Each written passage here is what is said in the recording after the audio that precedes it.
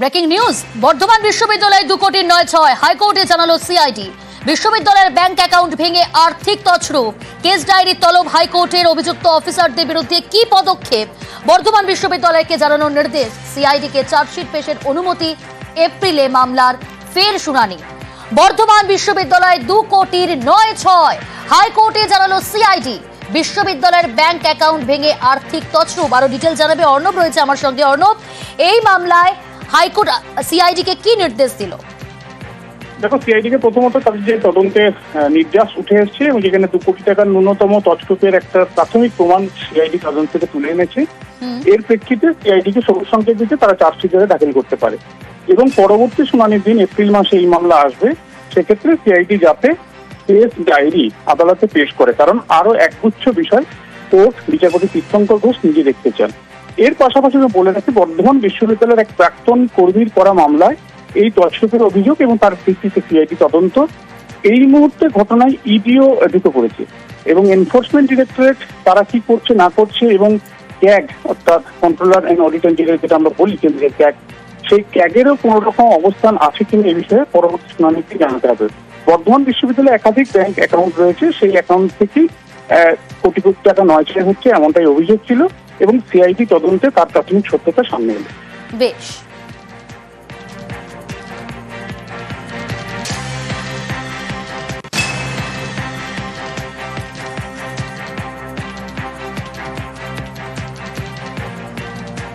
আসছি পরের খবরে।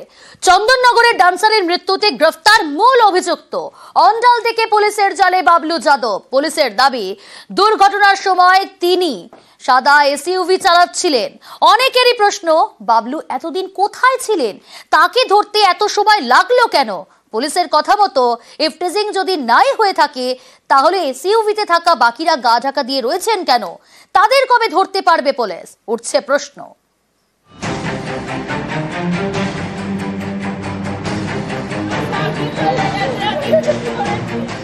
রবিবার গভীর রাত, পানাগড়ে দুর্ঘটনা।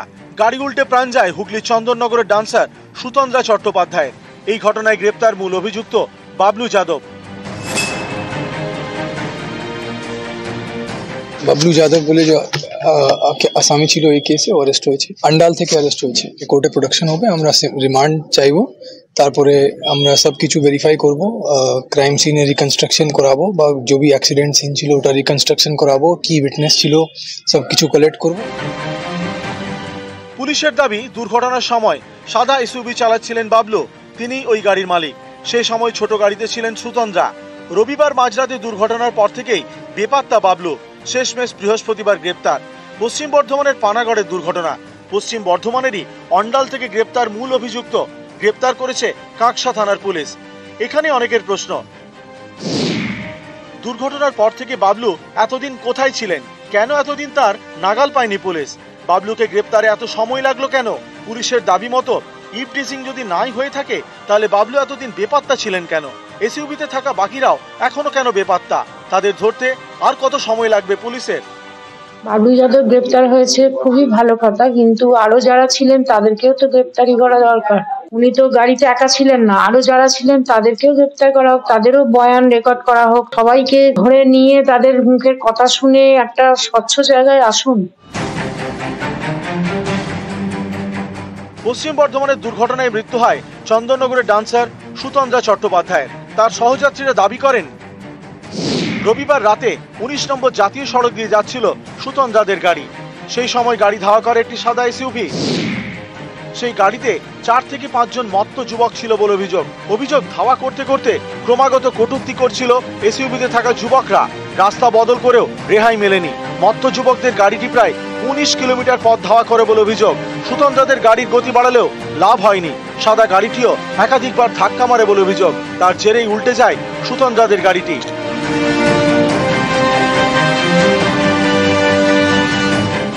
ঘটনাস্থলে মৃত্যু হয় ডান্সার সুতন্দ্রা চট্টোপাধ্যায়ের।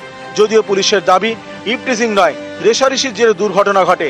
এদিকে বৃহস্পতিবার পানাগড়ে যায় ফরেনসিক দল। দুর্ঘটনাগ্রস্ত দুটি গাড়ি পরীক্ষা করে নমুনা সংগ্রহ করেন অফিসাররা।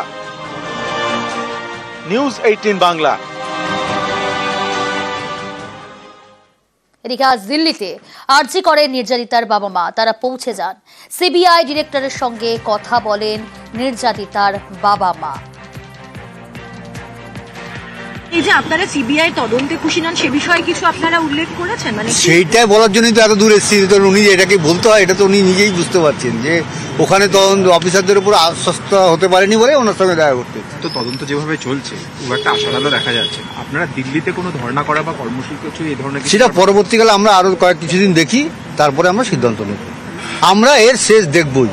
একটা নির্দেশ আপনাদেরকে দেওয়া হয়েছিল যে সিবিআই আপনাদের সঙ্গে প্রতি মুহূর্তে যোগাযোগ রাখবে। আমি সেটা কথা উল্লেখ করেছি ওনাকে, বলেছেন আমাদের অনেক রকম সমস্যা আছে তদন্তের ব্যাপারে, সেই ব্যাপারে আমরা সবসময় তো সহযোগিতা করতে পারি না, কিন্তু চেষ্টা করবো এর পরবর্তীকালে আপনাদের সঙ্গে যোগাযোগ রাখতে।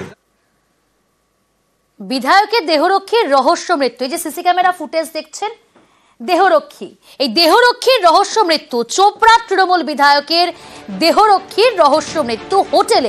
হোটেলে গুরুতর অসুস্থ হয়ে পড়েন দেহরক্ষী মোহাম্মদ সুলতান। ইসলামপুর মহকুমা হাসপাতালে নিয়ে গেলে মৃত ঘোষণা করেন চিকিৎসক। হোটেলে দেহরক্ষীর সঙ্গিনীকে নিয়েও ধোঁয়াশা। স্ত্রীর পরিচয় এক মহিলাকে নিয়ে হোটেলে ওঠেন মোহাম্মদ সুলতান। হোটেলের ঘর থেকে উদ্ধার মদের বোতল। হঠাৎ ও হার্ট অ্যাটাক হয়েছে। আমি যতদূর জানি যে ও দীর্ঘদিন ধরে হাই প্রেসার ছিল, হাই প্রেসারের ওষুধ ডেলি খাতো আর কি। তো যাই হোক, শুনলাম, আমিও খুব খারাপ লাগলো। দীর্ঘ 20-22 বছর ধরে আমার সঙ্গে ছিল, খুব সিনসিয়ারলি কাজ করতো। মৃত্যুতে খুব মর্মাহত আমিও, এবং ওদের পরিবারের প্রতি সমবেদনা জানাচ্ছি। না, ও ভালো স্বভাবের ছিল, খারাপ স্বভাবের ছিল না। ট্যাংরা খুন ও আত্মহত্যার চেষ্টায় চাঞ্চল্যকর বয়ান নাবালকের। ঘুমের ওষুধ মেশানো পায়েস খেয়েও মৃত্যু হয়নি প্রদীপের।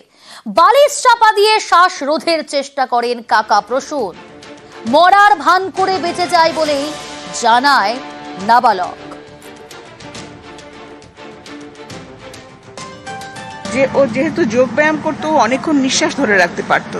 তো কাকা ওর মুখের উপরে বালিশ চাপা দিয়ে রেখেছিল যাতে ও মরে যায়। বললো আমি ভান করলাম যে আমি মারা গেছি, আমি অনেকক্ষণ নিঃশ্বাস ধরে রাখতে পারি।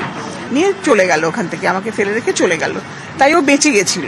ওর মধ্যে আমি কোনো বিটারনেস দেখিনি। ওর মধ্যে একটা কষ্ট আছে যে আমাদের ব্যবসাটা দাঁড়ালো না, সেই জন্য বাবা এবং কাকা এটা করলো।